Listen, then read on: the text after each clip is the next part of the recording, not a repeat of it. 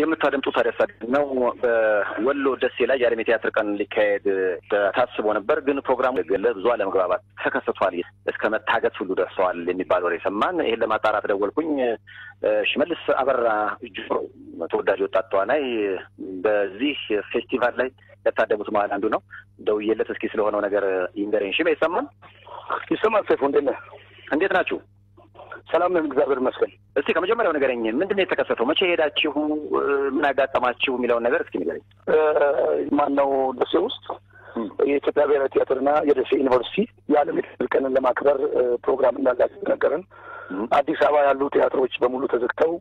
እኔ አውቅጥልጥል ኮከቦች ላይ ቴዎድሮስ ራዕይ ላይ ማለት ሁለቱ ቲያትሮች ናቸው ሄዱት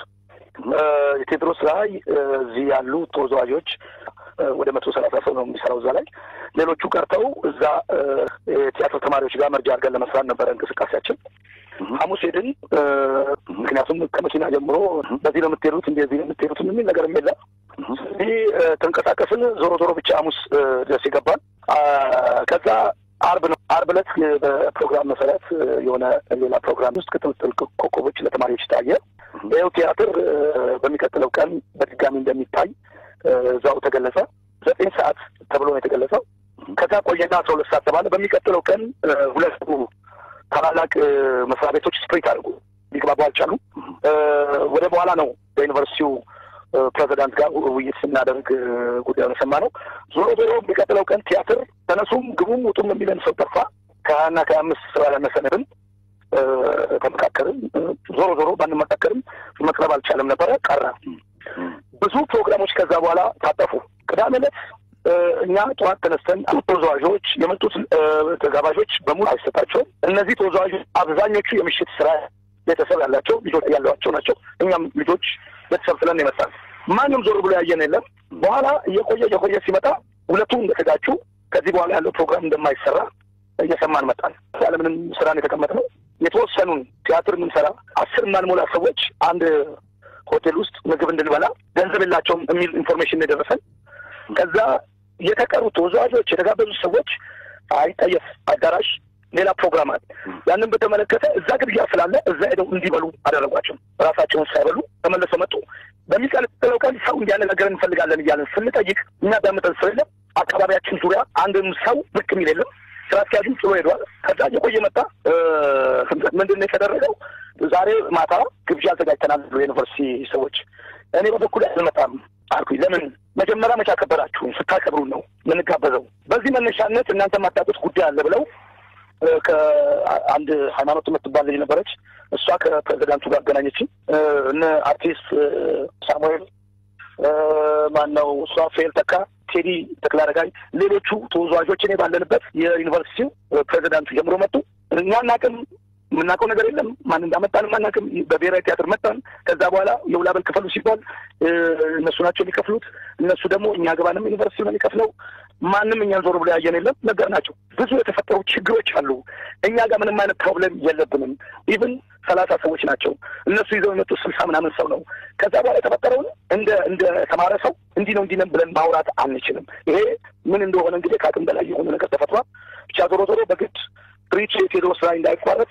ለ20 ምናምን ሰዎች መጥተው የ5 ቀን የውላበል ከፈሉ ሌሎቹ የውላበልም የላቸው በዚህም በተነሳ እሑድ ዕለት ተነስተው ሊሄዱ ሲሉ እነ አሰፋ አለምፀሐይ በቀለ ማነው ውድነህ ክፍል ያሉበት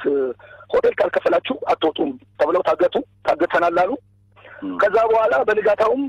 እንከፍላለን ብለው ይዘው ሄዱት ሪሲት ማህተብ ያረፈበት ሳይሆን የሆነች ሲተር ያረፈበት ነው እንደ ተቋም ይሄንን ወረቀት ይዛችሁ አንቀበልም ስለዚህ ገንዘቡን ካልከፈላችሁ አይወጡም አሉ ዞሮ በጠዋት ሄደው እሱን ከፍለው በጣም ብቻ ደንዋሉም ሰላም ግቡም ሳንባባል ይኸው ተራርቀን ተበታትነን አባትና እናት እንደሌለው ሰው ተበታትነን ከላይተን በተናል እንግዲህ ይሄን ይመስላል ምን ያህል የክነቶር ሰዎች ነው በዚህ በቲያትር ፌስቲቫል ላይ የተሰባሰቡት ከተለያዩ ሀገራት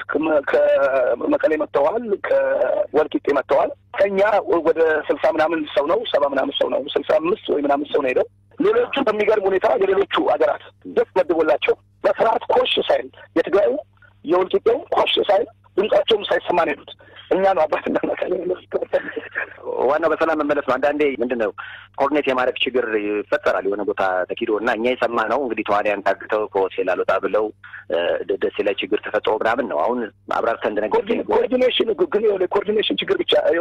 አንድ ተፈራ ኢንተርፕራይዝ ወይ ከ2 ሳምንት በፊት በናዝሬት ውስጥ የቲያትር ፌስቲቫል አዘጋጅቷል። 8 የተመረጡ የቲያትር ቤት ቲያትሮች ናዝሬት እየሄዱ ታይተዋል። በሚገርም አንድ ግለሰብ ስፖንሰር በማፈላለግ ከቅጥል ኮከቦችን ከኢትዮጵያ ብሔራዊ ቲያትር 2 ቲያትር ከሀገር ፍቅር ወደ 4 ቲያትር ወደ 8 ቲያትር ብቻ ቀርቧል። የመንግስት ቅጥር የመድረክ ሰራተኞች ሌሎቹንም ጨምሮ 500 ብር የውል አበል ከፍሎ በስቴጅ 500 ከፍሎ ለተጋባዦች 700 ብር ከፍሎ የመድረክ ሙሉ ነገር ችሎ ሆቴል ተከራይቶ ራሱ ምግብ ማታ ራሱ ጋብዞ አንድም ኮሽ ሳይል አንድ ግለሰብ ይህን ሰርቷል። ምናልባት አሁን ባለኝ መረጃ መሰረት ለአንድ ሳምንት ስለሆነ ሄዳችሁት ገንዘብ ሁሉ ሳይዙ የሄዱ ሰዎች አሉ። እነዛ በጣም ተቸግረው ነበረ። ሴቶች ሁሉ ብዙ የተፈጠሩ ነገሮች አሉ የሚባል ነገር ሰምቻለሁ። ስለሱ እስኪ ንገረኝ። ይኸውልህ ከዛት ጀምሮ የውል አበል እዛ እንደሚሰጥ ተነገረ። አንዳንዴ ሳንቲም ይዘህ ላትወጣ ትችላለህ። ሁለተኛ ስራ የሌላቸው በውዝዋዜ የሚሰሩ በጣም ጎበዝ ግን ህጻናት ወጣት የሆኑ ልጆች አሉ። እነዚህ ልጆች ለእነሱ የሚያስፈልግ ነገር ለመግዛት እንኳን ገንዘብ ተቸግረዋል። እርስ በርስ ተመዳድረው ከዛ በኋላ እርስ በርስም ተመዳድረው አልቻሉም። አለቀ አለ እንዴ ምንድነው አንተ እስቲ አስበው። በእነሱ ደረጃ 500 ብር ይዘህ ልትመጣ አትችልም። እዛ ውስጥ ማንም ዞር ብሎ በማያይ ቦታ ላይ ብዙ ነገር ልታወጣ ይችላል። ከሷ የምታደርገው እንደውም ውሎ አበል ተሰጥቶ ከዛ ላይ የሆነ ነገር ቀንሰ ሴቭ አድርገህ ለሰውን ብር ነው ብሮ ነው እሱ አሁን ለማንኛውም እንግዲህ በሰላም ተመለሱ። እዚህ ስትመጡ ደግሞ የኢትዮጵያ ብሔራዊ ሰዎችስ ምን ይላሉ የሚለውንም አንድ ላይ ለማውራት እንሞክራለን። ሞክሩ። ያው የተወሰኑት የታገቱት ተዋንያን ተፈተው ጉዞ ወደ አዲስ አበባ እንደጀመሩም ሰምተናልና እስኪ እነሱንም እናያለን። ለማንኛውም ሰላም ተመለሱ። እሺ ሰይፍዬ፣ ታንኪዩ።